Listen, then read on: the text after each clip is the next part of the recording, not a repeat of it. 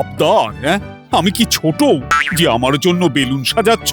আহা, তা বললে হয়? বলি, আজ তোমার জন্মদিন না, নিমন্ত্রিতরা আসবে, একটু না সাজালে হয়? তা গিন্নি, আমার জন্মদিনে আমাকে কি খাওয়াবে? দেখি।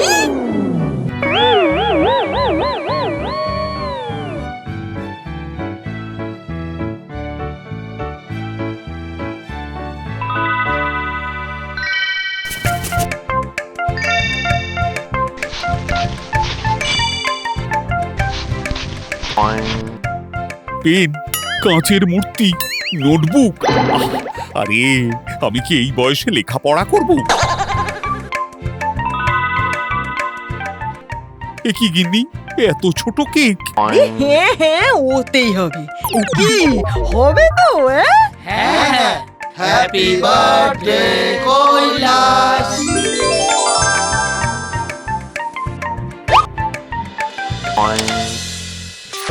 এ কি এইটুকু? হ্যাঁ, এইটুকু। জন্মদিনের কেক সবাইকে দিয়েই খেতে হয়। চলি বৌমা, আরেকদিন এসে পেট পুড়ে খেয়ে যাব। ওই এসো, খেতে দিচ্ছি।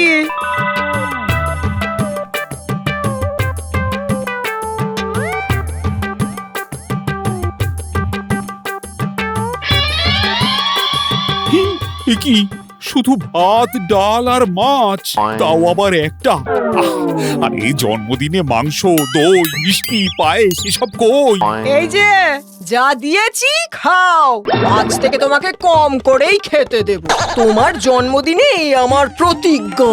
হ্যাঁ, না না না, তা কি করে হয়? এই যে, খেলে খাও, না খেলে খেও না। বেশ, আমি খাবই না। আজ এই জন্মদিনের দিনই আমি গৃহত্যাগ করব, এ আমার প্রতিজ্ঞা। যাও যাও, খিদে পেলে মুখই যে তুমি হবে তা আমি জানি। বেশ, তাই গেলাম। নতুন করে জীবন শুরু করব। এ মাছের ঝোল ভাত তুমিই খেও।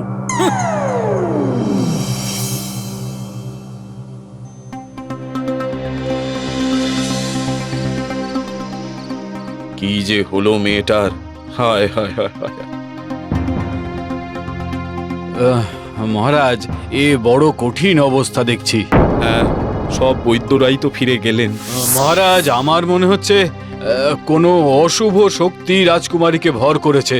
আমি গণনা করে যতটুকু বুঝেছি, তাতে উত্তরের কোনো হাওয়া রাজকুমারীর মস্তিষ্ককে উত্তপ্ত করছে, তাই চোখ অমন ঘোলাটে হয়ে গেছে। কি সর্বনাশ! কি হবে এখন? আমাকে আমাকে একটু সময় দিন মহারাজ। আজ রাতে আমি আরাধনায় বসবো। দেখি যদি কোনো নতুন পথের সন্ধান পাই। বেশ বেশ, তাই করো।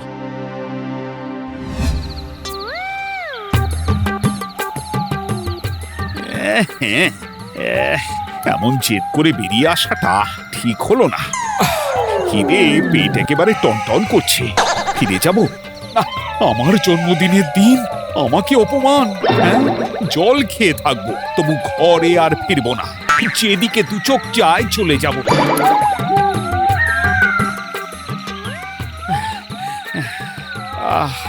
খুব খুব ঘুমও পাচ্ছে।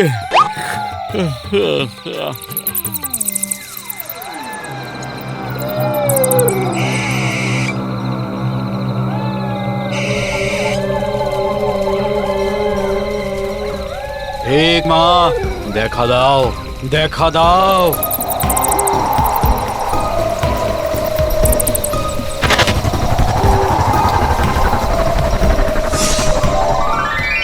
কেন ডেকেছিস? মাগো, মা, কোন অপবিত্র আত্মা রাজপ্রাসাদে ঢুকলো মা? উত্তরে বট গাছের উপর সে আছে, পেতনি কুচক্রী, তাকে তাড়া। পেতনি?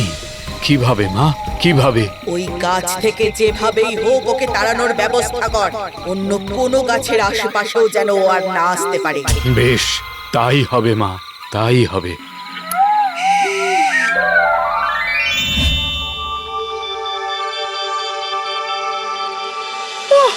মানুষটাকে নিয়ে আর পারি না তো। রাগ করে সেই যে বেরিয়ে গেল। তো কোথায় গেল কে জানে। কাল সকালেই আমি প্রধানের বাড়িতে যাব।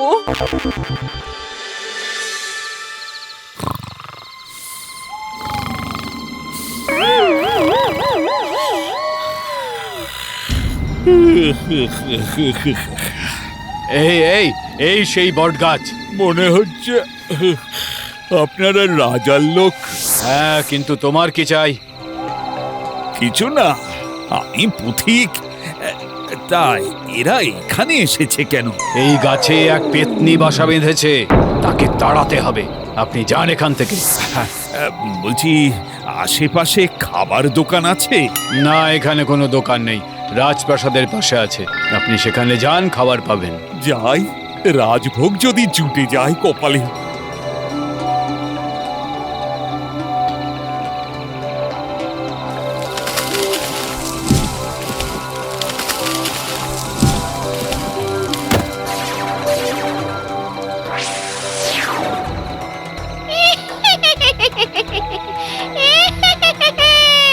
গাছ কাটবি, গাছ কাটবি।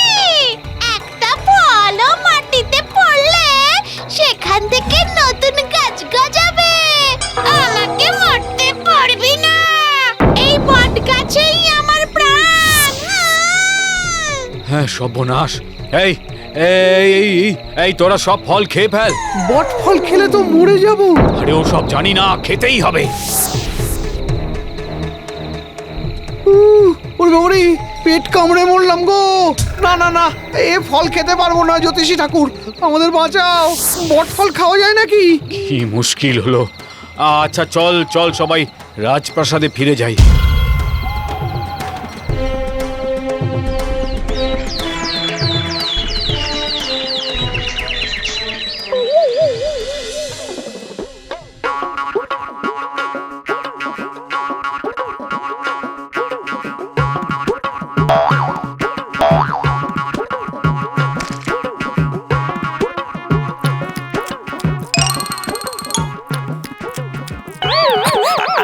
আমায় আরো ভাগ দিন। হ্যাঁ কি মুশকিল, আপনি সব খেয়ে নিলে অন্যরা খাবে কি?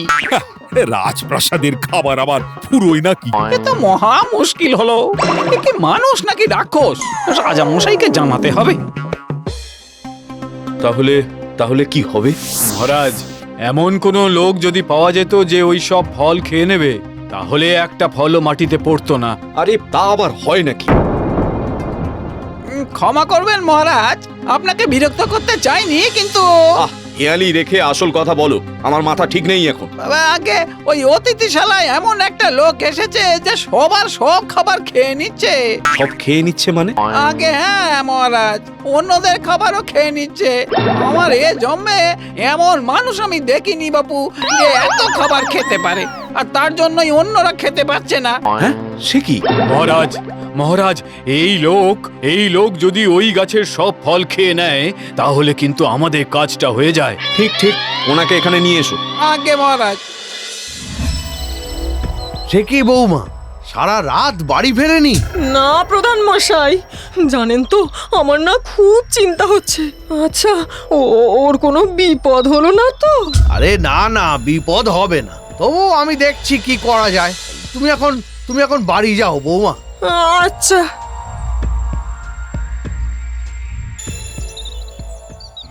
শুনলাম নাকি আপনি প্রচুর খেতে পারেন। ওইটাই পারি, যা পাই সব খাই। সব খেয়ে হজম করতে পারেন? আমার পেটে কিছুই রয় না, সব হজম হয়ে যায়। যা দেবেন সব একসঙ্গে খেয়ে নিতে পারি। তা কি খাওয়াবেন? হ্যাঁ, আরে আপনি তো এই মাত্র এক হাঁড়ি ভাত খেলেন। আপনার পরিচয়? আমি আদমনি কৈলাস। আপনি বট ফল খেয়ে হজম করতে পারবেন? পারবো, কিন্তু অকারণে রাজভোগ ছেড়ে বটফল খাবো কেন? আসলে ওই যে বট গাছটায়। ও, ওই যেটার সামনে আপনার সাথে দেখা হলো। হ্যাঁ হ্যাঁ হ্যাঁ, ওই গাছের ফল মাটিতে পড়লেই গাছ হয়ে যাচ্ছে, কিন্তু ওই গাছের ফল শেষ করতেই হবে। না হলে ওই গাছ মন্ত্র পড়ে বেঁধে রাখলেও গাছের ফল মাটিতে পড়া আটকানো যাবে না। আমার মেয়ের ওপর ওই গাছে থাকা পেতনি ভর করেছে। ওই গাছের সব ফল খেয়ে নিতে পারলে তবেই ওই পেতনিকে গাছ থেকে তাড়ানো যাবে। বেশ, খেয়ে নেব, কিন্তু বদলে আপনি যা খাবার চাইবেন সব পাবেন। বেশ, চলুন সেই গাছের কাছে। মহারাজ, আমি বরং এখানে রাজকুমারীর কাছে থাকি। বেশ, চলো সবাই।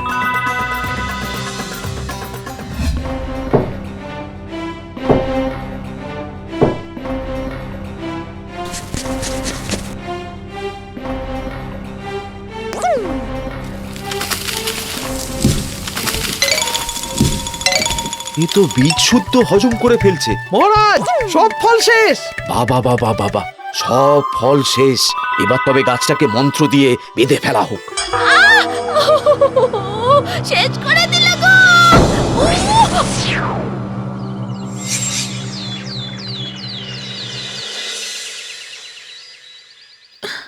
জল খাবো, জল বাবা। এই তো রাজকুমারী সুস্থ হয়ে গেছে। দেখি দেখি মা, চোখের ঘোলাটে ভাবও কেটে গেছে। তার মানে পেতনির প্রকোপ কেটেছে। মহারাজ, মহারাজ! এমন ভাবে জায়গাটাকে ঘিরে দাও, এই বট গাছের আশেপাশে যেন কেউ আসতে না পারে। মহারাজ, মহারাজ, মহারাজ! আমাদের রাজকুমারী সুস্থ হয়ে গেছে মহারাজ। আহ আহ, কি শান্তি! কৈলাস, কি চান আপনি? আমার আর আমার স্ত্রীর সারা জীবনের রাজভোগের দায়িত্ব নিতে হবে। বেশ বেশ, তাই হবে।